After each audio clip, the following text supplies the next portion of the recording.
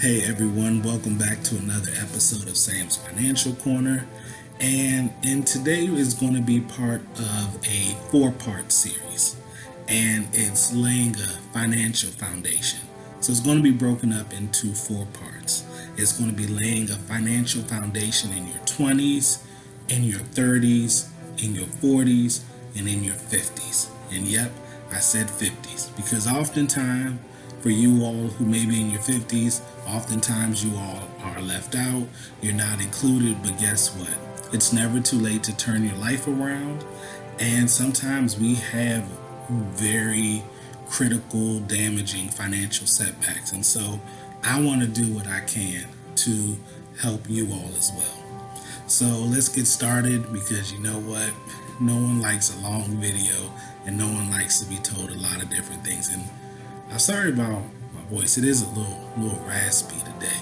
I don't know, like something like the blues ran up in my soul. Don't worry, I'm not going to try to sing or try to do anything. I'm not inclined in any of those ways, and I want people to watch my videos, not go, what the hell is this? But anyway, so step one, laying a financial foundation in your 20s. Step one, save 10% of your gross income. And I know some of you are like, I don't make a lot of money to do that. And I'm like, I know. Depending on how you start off, it can be rough. And if you really cannot do that, then at least start doing something. But the goal is to save 10% of your gross income and start that habit. Why? Because when you save money, when you need it the most, it has your back. And you never know when an opportunity may arise. And so start saving that 10% of your gross income. Is going to help you out in the long run tremendously. So that's something you can do. It's really simple. You can set it up however you want to, but begin to save that 10% of your gross income. Step two, start building credit responsibly. Now, if you don't have any credit, I would suggest have one credit card and you put 2 or 3 automatic things, like if you have a Netflix subscription, maybe cable bill, cell phone, anything that you pay monthly, and pay it off monthly. The great thing about that is, number one, you don't have to worry about, oh my God, my credit card bill is out of control, because you're paying it every month. Number two, it puts you in the habit of, oh, I can't just do this and worry about it later. No, let me do this now. That'll help you to build credit and build it responsibly. It's very important. In your financial life, you want to do everything that you can to give yourself every advantage that you can. So use credit responsibly. And if you haven't, then here's my advice to you. If you have multiple cards and multiple accounts, pay them off and close them out. Most of them, if you look at it, you really don't need. And then just keep one. And some people may say, but I don't, if I close out my account, because I've heard people say this, if I close out my account, then guess what? It's going to hurt my credit score. Yeah, but you're in your 20s. And unless you're looking to purchase a house at the moment anyway, it's not going to really hurt you in the long run. I would not advise having multiple accounts open.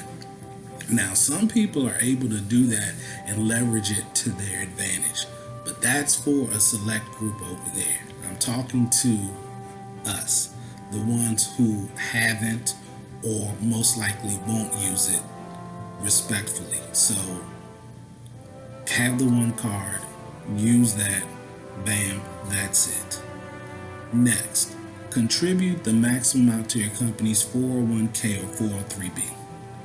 So both of them are retirement accounts. 401k are for companies that are for-profits, 403bs, non-profits, but they pretty much operate the same way. The reason I say contribute the maximum is because you don't know what retirement is going to look like for you and what you may want to do. If you want to retire and watch Netflix or whatever the streaming service or at that time and eat peanut butter and jelly sandwiches and sit on the couch all day. That's fine if that's the life you want versus the life you have to. And so that's why I mentioned investing today. It's so important. That money makes a huge difference in what you'll be able to afford when you retire. The next step, and it's in line with this one, open up a traditional or Roth IRA. Now, in an IRA is an individual retirement account, and I talked about traditional versus Roth in another video. I gotta remember to link to that. And I know you may be thinking, but Sam, you already told me about my companies. Why do I need my extra? Because you just don't know. You never know what can happen, and you always want to put the maximum amount of money away that you can for your retirement because you just don't know what's going to happen.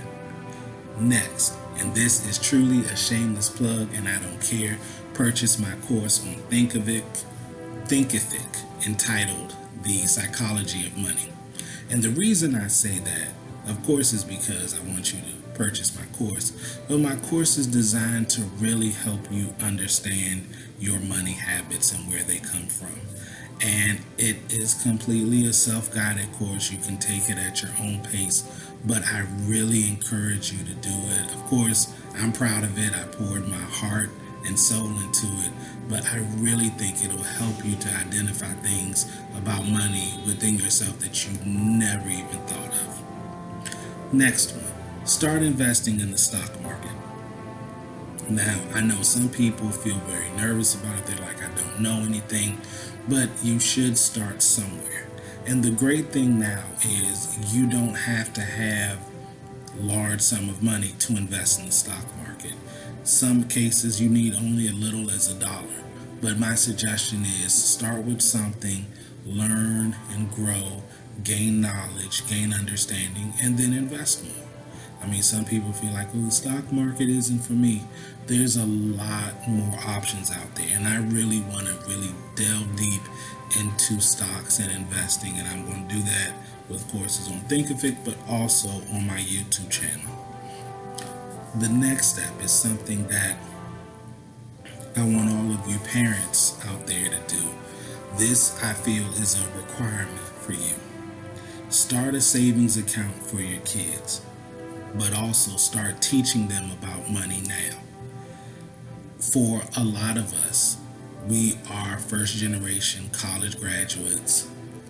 We've also had the ability to earn more money than our parents have.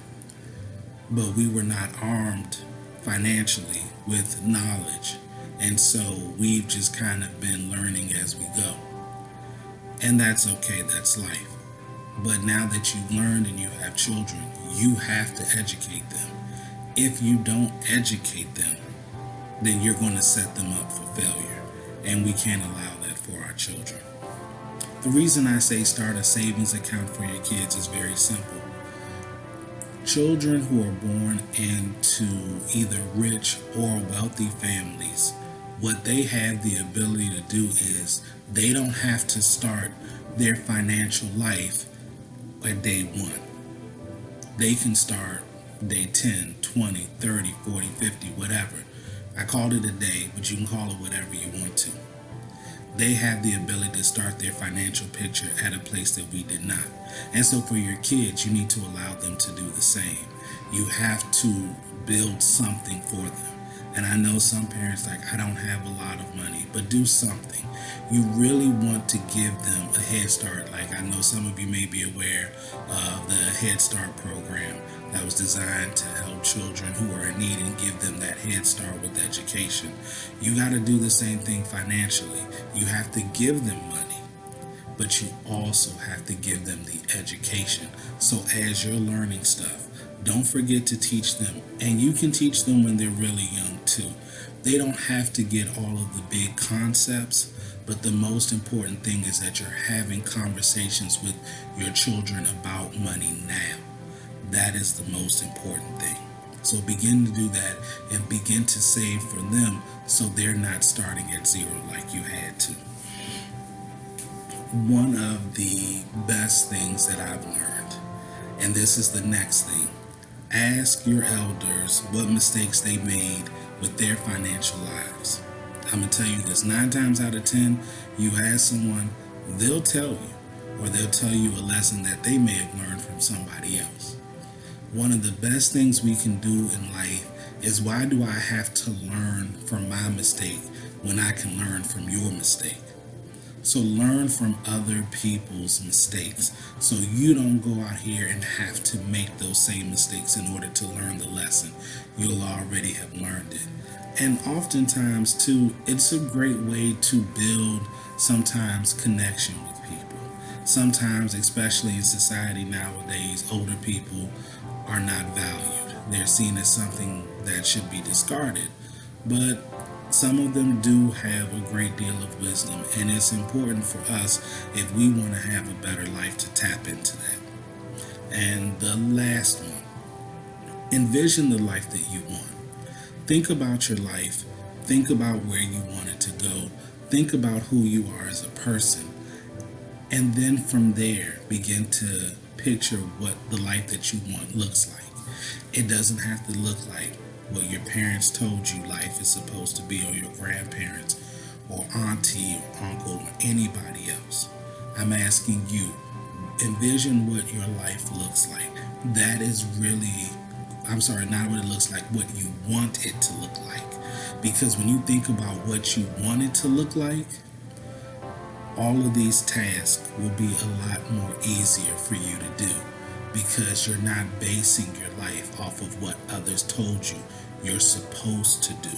You're basing it off of what you desire to do.